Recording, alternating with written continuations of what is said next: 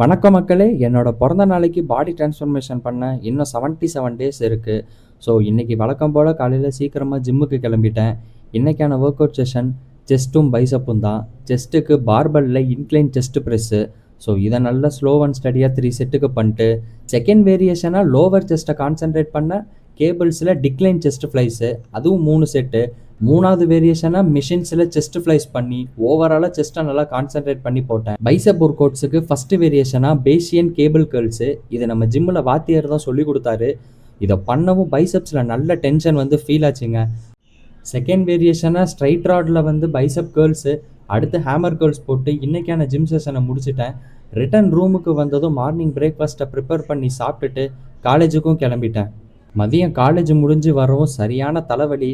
So அப்படியே சாப்பிட்டு தூங்கிட்டு ஈவினிங்காக எழுந்திரிச்சு இருக்கிற கொஞ்சம் துணிமணிகளையும் துவைச்சிட்டு, இன்றைக்கி ஃபோன் வேறு ஒரு சைடு மக்கர் பண்ணிடுச்சு ஃப்ரெண்ட்ஸ். அதனாலே என்னால் வீடியோஸும் கேப்சர் பண்ண முடியலை.